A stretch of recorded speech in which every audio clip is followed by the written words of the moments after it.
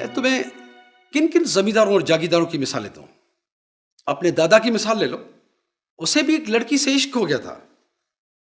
उसने उस लड़की के मर्जी के खिलाफ दिन दिहाड़े भरे पड़े गांव में से उठवा लिया था। और था भी अंग्रेजों का जमाना। मजाल है किसी की कि कोई उसका बाल तो भीगा कर सका हो। और इधर तुम, मुझे तो हैरत है तुम पर कि तुमने अपनी बेइज्जती बर्दाश्त कैसे कर ली। बेइज्जती पर गैरतमंद मर्द घोड़े की तरह बिफर उठता है। ये गधे की तरह सर लटकाए खड़ा नहीं रहता। सर उठाकर बात करो। जब भी किसी को देखो नजरों में नजरें मिलाकर देखा करो। अरे तुम कोई गिरी पड़ी चीज नहीं हो। बात सुनो उमर, तुम जिस लड़की के इश्क में सहमे हुए हो ना, अरे ऐसे हजारों लोग तुम्हारे पांव तले बिछे हुए हैं। तुम जरा अपना एक कदम तो उठाओ, फिर देखो क्या होता है। जो जंगल का बादशाह आ गया, बाकी ये आसपास के जमींदार तो गीदड़ हैं, गीदड़ लूसी कहीं के। हकम साईं, हम गुलाम है आपके। हमारा बच्चा बच्चा आपका गुलाम है। तेरे जूते हमारा सर। बस हुक्म कर, हुक्म कर। छोटे रईस, चलो मैं तुमको आगे की बाकी जमीनें भी दिखाऊं। चलो। साई रईस अली नवाज सुमरो के जमीनों की कोई हद नहीं। आदमी चलते चलते थक जाएगा, पर जमीनों की हद खत्म नहीं होने की। जैसा वडेरा वैसा वडेरे का बेटा। अपने लिए जैसा रईस वैसा उन्हीं का बेटा। जैसा आधा प्याला जहर का वैसा भरा प्याला जहर का।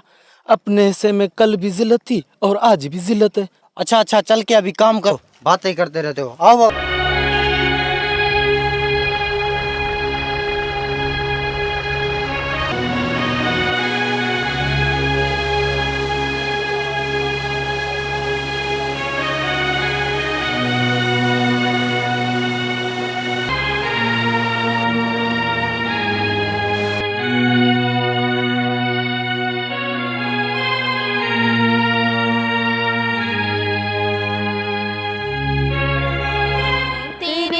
अब्बा की ऊंची हवेली बनो, तेरे अब्बा की ऊंची हवेली बनो, मैं ढूंढता चला आया, बनो मैं ढूंढता चला आया। क्या शादी हो रही है? फिलहाल आपकी नहीं हो रही। भाई जाहिर है हमें तो अपना करियर बनाना है। वो तो बेचारी लड़कियां हैं जिनकी शादी पढ़ाई के दौरान ही कर दी जाती है। बको मत, इतनी बेबस नहीं होती हैं लड़कियां। जाहिर है बारात तो फिर भी बस में आती है और जहेज ट्रक पर। अच्छा ज़्यादा स्मार्ट बनने की कोशिश मत कर। 5 साल बाद डब्बे उठाए बीवी के पीछे खाक छानते फिरोगे। हाय, ऐसे हमारे नसीब कहाँ। बाय द वे लैला का मुंह भी लटका हुआ है। लैला मारवी से दोस्ती करके सोबर हो गई है। आपका ये एहसान पूरा डिपार्टमेंट याद रखेगा मारवी। अब चलो तुम लोग यहाँ से। जहाँ 2 लड़कियाँ देखते हो वहाँ मुंह मारने खड़े हो जाते हो। थैंक गॉड तुम बोली तो सही। प्लीज इस वक्त आप लोग चले जाइए। इसका मूड सख्त खराब है। ख्वाह आपसे भी झगड़ा कर बैठेगी। बाय लैला, फिर कभी सही। आई एम सॉरी मारवी, असल बात तो मैं बताना ही भूल गया। मेरी बात हो गई है रोशनी की एडिटर से। ये उनका फ़ोन नंबर और पता, कल शाम को उनसे मिल लेना। Thank you Asif. अच्छा चलो यार। मुझसे अच्छी तो तुम हो मारवी। अपनी जिंदगी की मिट्टी अपने हाथों से तो गूंद रही हो। इससे तो अच्छा था लैला, डिपार्टमेंट के लड़कों का जीना धोबर करने के बजाय किसी लड़के से टूटा फूटा रोमांस ही कर लेती। कम से कम वडेरे से राह फरा तो मिल जाती। Shut up. मैं यहाँ रोमांस करने नहीं, अपना करियर बनाने आई हूँ। मुझे क्या पता था कि लड़कियाँ सचमुच पतंग की तरह होती हैं। जिसका दिल चाहे अपने कोठे से उनकी डोर काट ले। हाय, मुझे भी कोई वडेरा मिल जाए। सुना है लैला, वडेरे की बीवियाँ हर वक्त सोने चांदी में लाल पीली रहती हैं। पूरी बानो बाजार लगती हैं। हम भी तुम्हारा शो देखने आया करेंगे। मेरा शो? My foot. इससे पहले मैं खुदकुशी कर लूंगी। कहाँ? जहन्नुम में। जी ठीक है, भेज दो।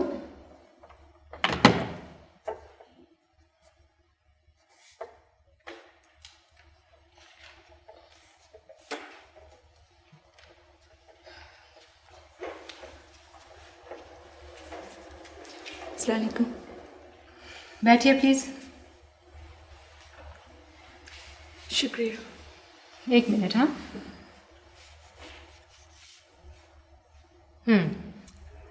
तो तुम मारवी हो? जी, आसिफ ने आपको बताया होगा। आसिफ ने जिक्र तो किया था मुझसे, but we actually needed an experience journalist. तुम तो अच्छा, कुछ ना कुछ तो तुम समझती होगी इस काम के बारे में, लिख लेती होगी कुछ ना कुछ। I mean, तुम्हारे जहन में इजहार करने के लिए कुछ तो आता होगा, लिखने के लिए। जी, मैं सोच सकती हूँ। मेरा ख्याल है कि अपने इर्द गिर्द के अंधेरों को और रोशनियों को महसूस कर सकती हूँ और इस काम को कुछ समझ सकती हूँ। शायद लिख भी लूँ। बोलती तो अच्छा हो। शुक्रिया। जॉब तुम्हारी ज़रूरत है या शौक़? फ़िलहाल तो ज़रूरत है, लेकिन ऐसी ज़रूरत जो मेरी ज़हनी ज़रूरतों को भी पूरा कर सके। That's good। जो चीज़ मुझे इंटरेस्ट कर रही है मारवी, वो ये है कि शायद तुम्हारा सोशल बैकग्राउंड हमारी मैगज़ीन को कुछ नयापन दे सके। शायद तुम्हारे थ्रू हम वो कम्युनिकेशन गैप ख़त्म कर सकें जो शहरी और देही ज़िंदगी के दरमियान हायल है। हम शहरियों के लिए तो घर वगैरह एक महज एक सेल्फ प्रमोशन का ज़रिया बन गया है। हमें ऐसे लोगों की ज़रूरत है जो कि अपॉर्चुनिज़म का शिकार ना बन सकें, जो अपने अपने मफाद से ऊपर उठकर बात कर सकें। समझ रही हो ना मेरी बात? जी, मैं समझ रही हूँ। और मैंने तो यही देखा है कि हमारे लोग समंदर पार पड़ने वाले कहत के लिए तो डोनेशन जमा करते हैं, लेकिन अपनी ज़मीन की भूख को चख कर भी नहीं देखते। Very good, that is the सच्चाई। बिल्कुल यही सच्चाई चाहिए मुझे, जो इंसान के अंदर से निकल कर आए। बहुत खूबसूरत बात कही तुमने, बहुत खूबसूरत। ठीक है, कल से तुम मेरे साथ इस कमरे में बैठकर काम सीखोगी। कुछ मैं तुम्हें सिखाऊंगी, कुछ तुमसे सीखूंगी। फ़िलहाल तो मैं कुछ सीखना चाहूँगी। तुम ऐसा करो कि कल शाम, बल्कि यूनिवर्सिटी ख़त्म होने के बाद सीधा यहाँ आ जाना। हम लोग मिलकर बैठेंगे, ज़रूर तुम काम सीख जाओगी। आई एम श्योर तुम्हारे लिए काम सीखना बिल्कुल मुश्किल नहीं होगा। हमारा काम ही सच्चाइयाँ तलाश करना और उन्हें दूसरों के सामने लाना है। बहुत बहुत शुक्रिया। आपको मायूसी नहीं होगी, मुझे उम्मीद है। बाबा, मैंने सोचा है कि महीने के कुछ दिन मुझे जमीनों पर रहना चाहिए, क्योंकि आपका पूरा ध्यान शुगर मिल्स और आने वाले इलेक्शन पर है।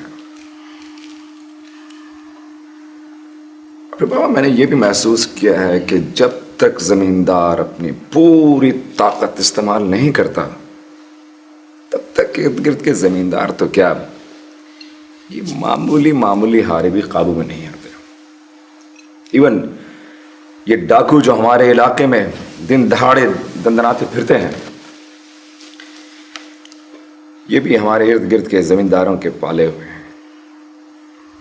बाबा, इन पर काबू पाने के लिए जरूरी है कि या तो हमें भी डाकू रखने पड़ेंगे या फिर सियासी तौर पर हमें और भी मुस्तकिम होना पड़ेगा। नाइस, यही सब कुछ मैं चाहता हूं। देखो उमर बेटे, एक रोबदार जमींदारी के लिए तुम जैसा गर्म खून चाहिए। बेटा, इलेक्शन में पैसा पानी की तरह बहाया जाता है, और अब मेरे ऊपर तो 20 लाख का पहले ही बैंक का कर्जा है। मैं ये चाहता हूं कि आने वाली इलेक्शंस में कौमी असेंबली और सूबाई असेंबली दोनों सीटों को कवर किया जाए। ताकि हम सियासी तौर पर ज़्यादा से ज़्यादा मजबूत और मुस्तहकम बने। उमर, मेरा दिल ये चाहता है कि हमारे इलाके में हमारी मर्जी से सूरज तुलू हो और हमारी मर्जी से सूरज गुरूब हो। समझ रहे हो तुम? जी बाबा। बाबा, मैंने ये भी महसूस किया है कि हमें अपने हारियों पर और भी सख्ती करनी पड़ेगी, तब हमें हमारी जमीन जरूरत से ज्यादा पैसा देगी।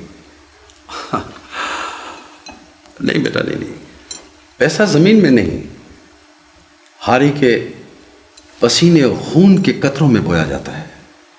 जितना हारी की ताकत को ज्यादा निचोड़ोगे उतना ज्यादा पैसा बनेगा। लैला, बेटा आप खा नहीं रहे? मेरा दिल नहीं चाह रहा। क्यों बेटा, क्या बात है, परेशान हो? नहीं बाबा, बस थक गई। अब मैं समझा। वो तुम्हारी फ्रेंड है ना, क्या नाम है उसका, मारवी, वो जो जोखिर साहब के लड़कों को पढ़ाती है ना, वही ना? उसकी वजह से परेशान हो तुम? नहीं बाबा, वो उसने तो अब ट्यूशन देना छोड़ दिया। क्यों? नहीं अम्मा, वो अब रोशनी मैगजीन में जॉब कर रही है। अच्छा।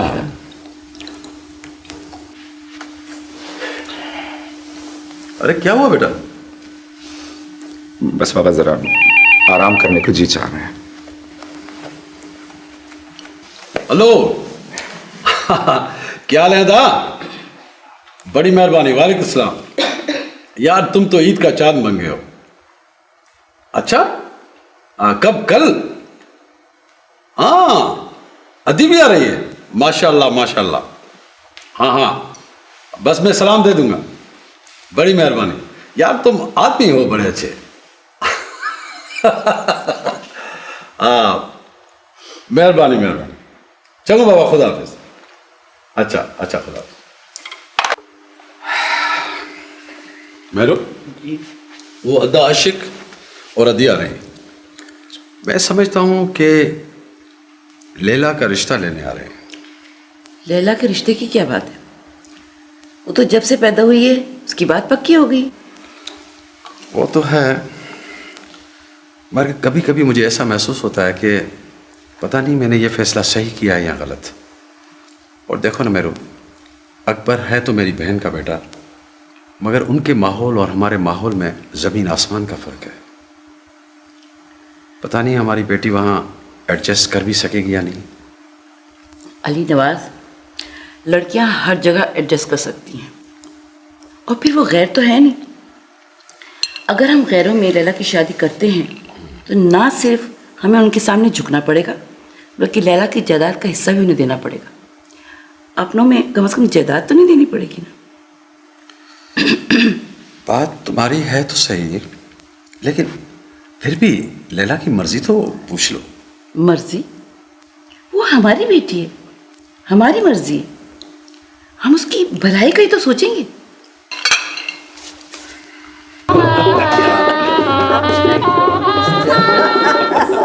वाह, अरे जानी वाह अली नवाज खान, वाह वाह, मजा आ गया। अली नवाज खान, तुम्हारी हड्डियां अभी तक बूढ़ी नहीं हुई है, और हमारी मोहब्बत की गर्मी भी वही है। वाह वाह। पर अदा आशिक अली खान जी, एक बात कहूँ? बोलो। मैं तो अभी तक जवान हूँ, मुझे लगता है तुम जरा कमजोर हो गए हो। अब तुम में वो ताकत नहीं रही। अरे यार अली नवाज खान, क्या बोलता है भाई? मेरी ताकत देखनी है? हाँ, ये देखो मेरे पीछे। अरे सुभान, मेरी असल ताकत तो अली अकबर खान है। वाह वाह वाह वाह, बाबा अकबर, बाबा बिस्मिल्लाह, बाबा खुश चलें। बिस्मिल्लाह, चाचा से मिलो। मगर पहले बाबा हम अपनी बहन से तो मिले। मिलो मिलो। अदी, खुश है ना बाबा? हाँ, आप कैसे? First class. अदा, आपने तो अपनी बहन को बिल्कुल भुला ही दिया है। मेरी तो आंखें ही तरस गई थी तुम्हें देखने को। अरे नहीं अदी, चरी हुई हो क्या? कोई भाई अपने बहन को थोड़ी बुलाता है। देखो तो अच्छा, बिस्मिल्लाह, भाजाई। आओ बैठो, बैठो, बैठो, खैरियत है? बैठो बाबा, बैठो। अजी ठीक है आपकी? ये तो बताओ ये क्या चीजें लाए हो? अदा आखिर अपने भाई से अपना हक मांगने आई हूँ। खाली हाथ तो नहीं आऊंगी ना। चलो ठीक है। अच्छा बैठो बैठो बैठो तो सही। बैठो बेटा। आशिक अली खान आओ बाबा। भाई ये सामान तुम लोग ऊपर लेके जाओ, मेरी बेटी के कमरे में रख कर। बख्शू लैला के कमरे में रख दो ही चाचा। बाबा अकबर और तो सब ठीक ठाक है?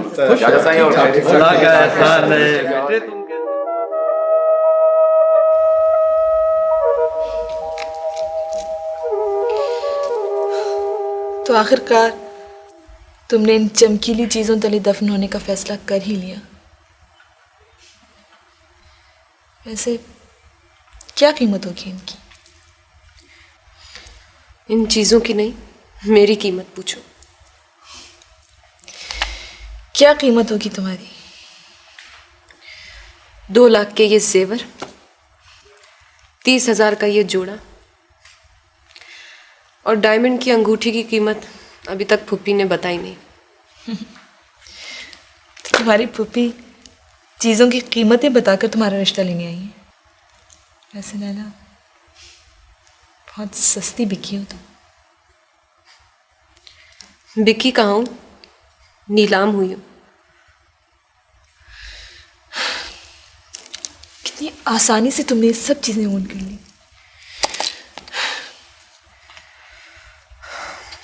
पता नहीं चलता मारवी कि माँ कब और कहाँ अनजाने में सबसे छुपकर अपनी बेटी के अंदर शिकस्त और बुज़दिली के बीज बो देती है। पता तो चलता है, बिल्कुल चलता है माय डियर लैला, लेकिन मुसीबत यह है कि हम लड़कियों को बेखबर रहने की आदत से हो गई, बाखबर होते हुए भी। चलो मुझे ये पहनकर तो दिखाओ, देखूं तो कैसी लगती है लैला। बोर मत करो मारवी। मैंने तुम्हें यहाँ मातम करने के लिए बुलाया है, अपना मजाक उड़ाने के लिए नहीं। चलो अपना दूल्हा तो दिखाओ। नीचे बैठे हैं सब वडेरे और वडेरियां। जाओ देख लो तुम भी। अकेली? इतनी जल्दी क्या है फिर, जब जाएंगे नीचे तो देख लेना। वैसे उनमें से एक वडेरे को तुम्हारी तलाश है। मतलब तो तुम खूब समझती हो, ये और बात है कि तुम छुपाना चाह रही हो। वैसे दोस्ती में डंडी मारना अच्छी बात नहीं है मारवी। पकड़ी गई ना चोरी। चोरी की ही नहीं, मेरे हाथ बिल्कुल साफ हैं। मतलब तुम इन्वॉल्व नहीं हो क्या? नहीं,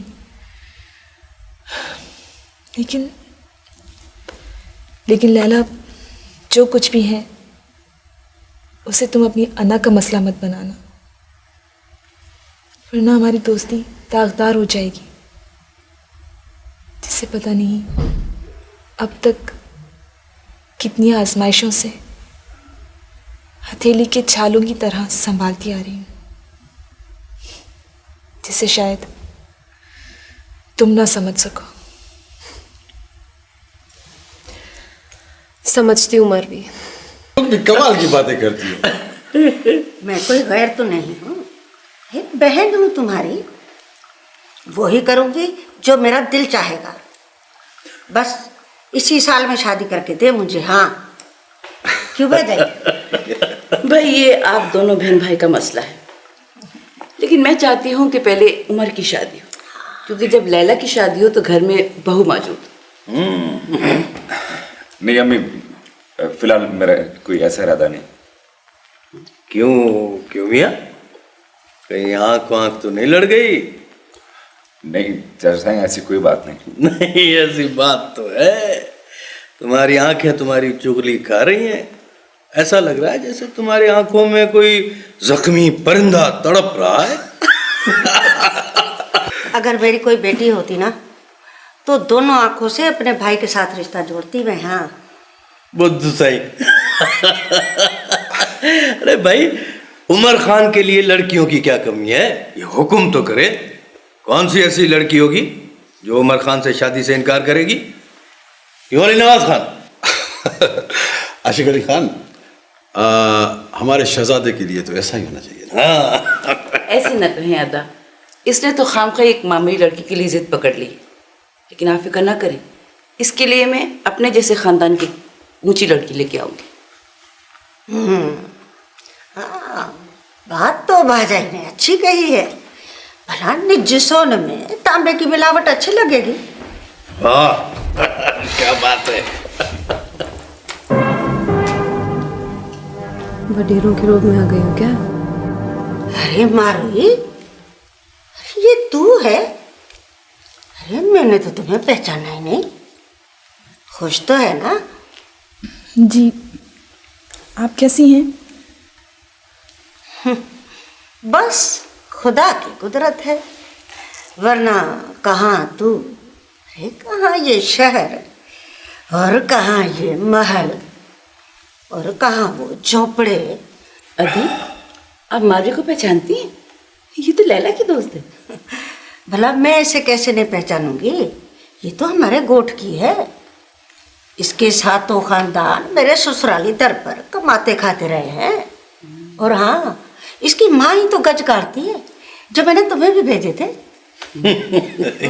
ये तो भाई। चलती हूँ, अपना ख्याल रखना।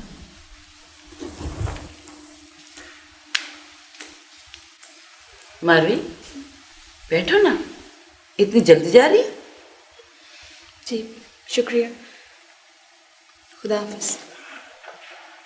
बस भाजाई, जब से ना ये गरीब गुरबे में पढ़ने का फैशन पड़ा है, तब से तो ये दुनिया ही उलट गई है। अमीर और गरीब का तो फर्क ही खत्म हो गया है।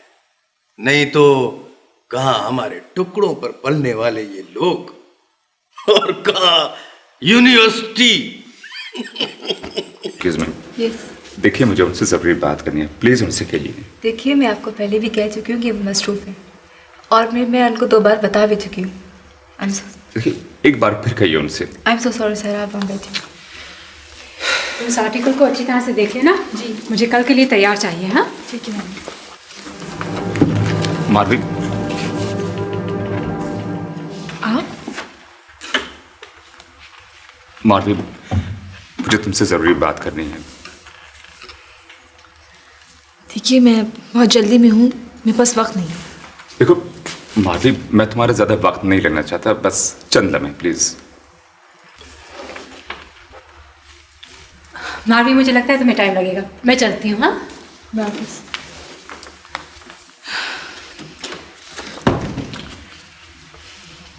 कहिए, क्या कहना है आपको? मारवी, एक बार प्लीज़, एक बार मेरी बात तो सुन लो तुम।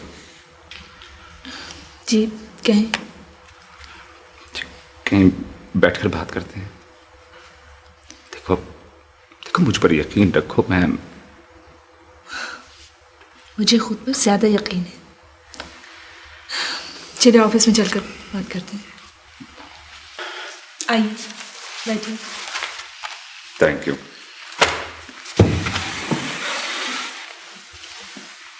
जी कहिए, क्या कहना चाहते हैं आप? बहुत कुछ। बहुत कुछ तो मैं कई बार सुन चुकी हूँ। मारवी,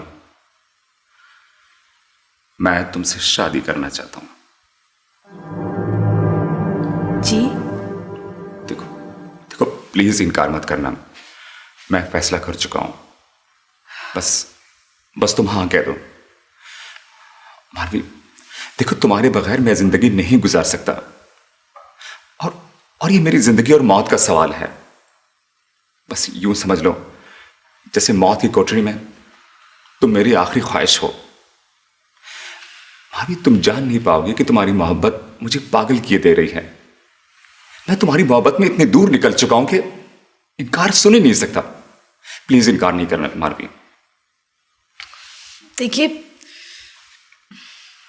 मैं और आप दो मुख्तलिफ दुनियाओं के लोग हैं।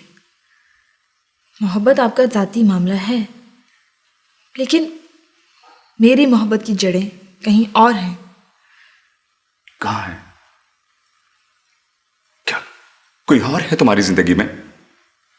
प्लीज प्लीज बताओ, जस्ट फॉर माई सेटिस्फैक्शन। हाँ, मेरा बूढ़ा बाप जो अब तक मेरे हिस्से की सजा काट रहा होगा और शायद अब तक लड़ रहा होगा, जिसने बड़े मान के साथ लोगों से ये कह रखा है कि उसकी बेटी एक दिन दामन पर दाग लिए बगैर डिग्री लेकर कुछ बनकर लौटेगी।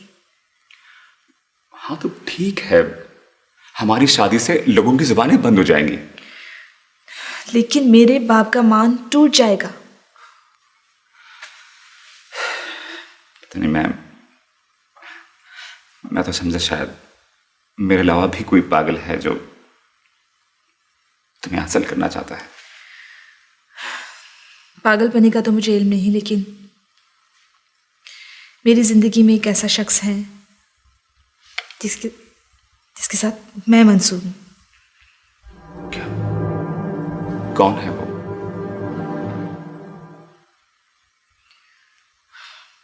कोई मिल ऑनर, वडेरा या कोई जागीरदार नहीं, एक बीए पास क्लर्क है वो, जो मेरी तरह और मेरे बागी बाप की तरह नस्ल दर नस्ल मिलने वाली जिल्लत को अपने हिस्से की जिंदगी से धोने की कोशिश कर रहा है। बस एक मामूली क्लर्क, एक मुकम्मल इंसान जिसके पास अशरफुल मखलूक़ात होने का सर्टिफिकेट नहीं। अच्छा, क्या दे सकेगा तुम्हें एक मामूली क्लर्क? मेरी शनाख्त। देखो मारवी, मैं अच्छी तरह जानता हूं तुम जैसी लड़की एक मामूली क्लर्क के साथ जिंदगी नहीं गुजार सकती। हम दोनों एक दूसरे के पैरों से निकलकर अपने पैरों पर खड़े होने की कोशिश करेंगे। मेरा ख्याल है अब चलना चाहिए। मारवी,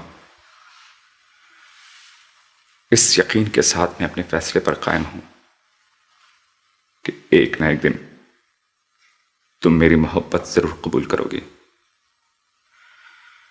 क्योंकि मैंने आज तक अपनी पूरी जिंदगी में शिकस्त कबूल नहीं की और मोहब्बत में हारने का तो तसव्वुर भी नहीं कर सकता, क्योंकि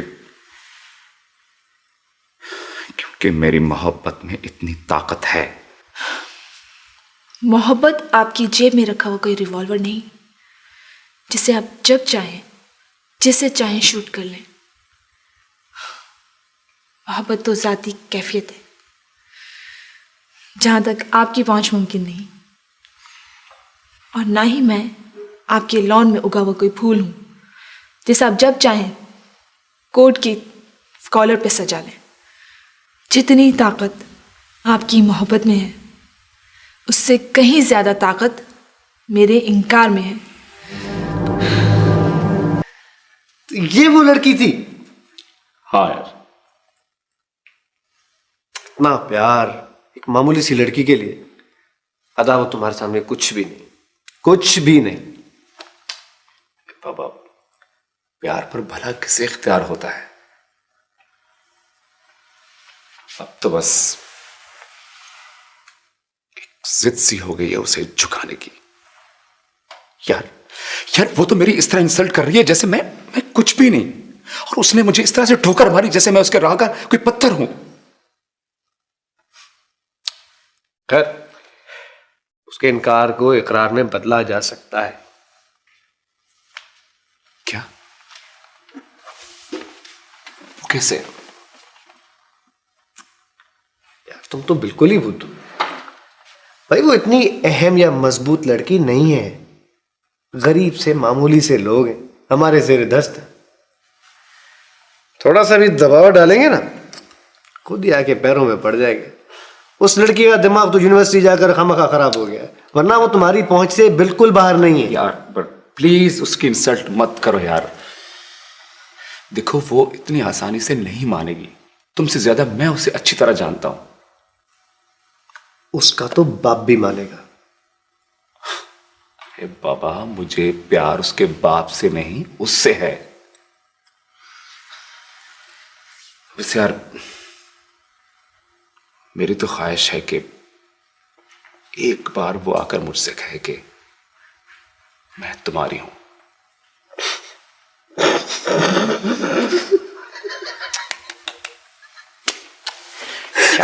यार प्लीज बी सीरियस।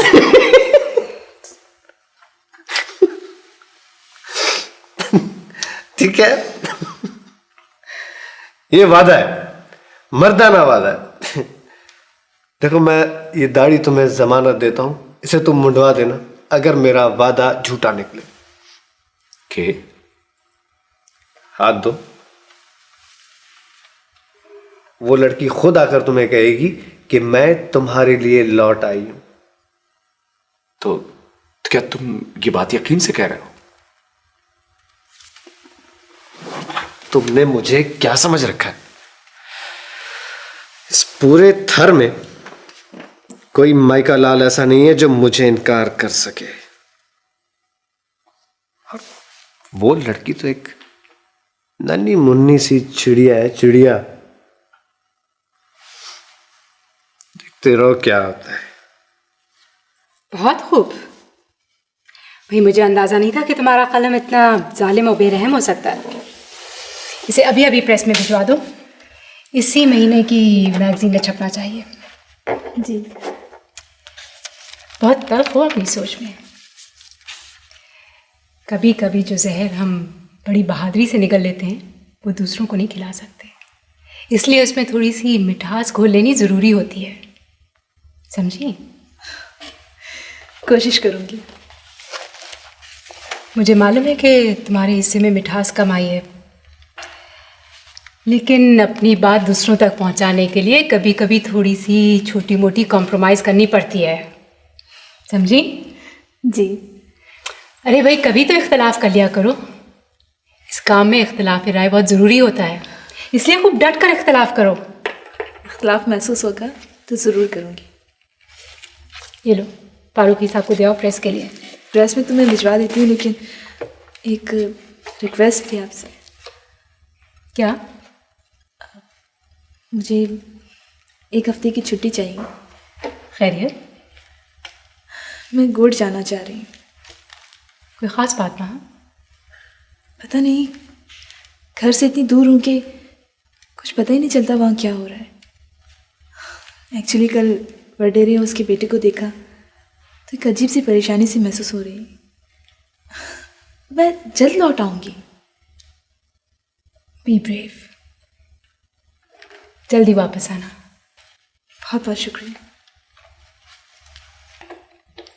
ये तुम्हें बैठे बिठाए गोट जाने की क्या सूझी मारवी? कब लौटोगी?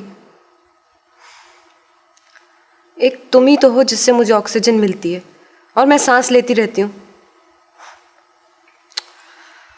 वरना इस घर में तो घुटन ही घुटन है। अच्छा खैर, तुम जल्दी आ जाना मेरे मरने से पहले। कोई बकवास नहीं कर रही हूँ मैं। हाँ, अच्छा, तुम्हारी ट्रेन किस वक्त निकल रही है कल? 2 बजे। मैं कोशिश करूंगी कि आके तुम्हें खुदाफिज कह जाऊं। पता नहीं फिर कब तुमसे मिल पाऊं। अच्छा बाबा, नहीं बोलती कुछ। अल्लाह तौबा। सही है, बंद कर रही हूँ बकवास अपनी में। अब चुप हो जाओ बस। अच्छा ठीक है, ओके, खुदाफिज।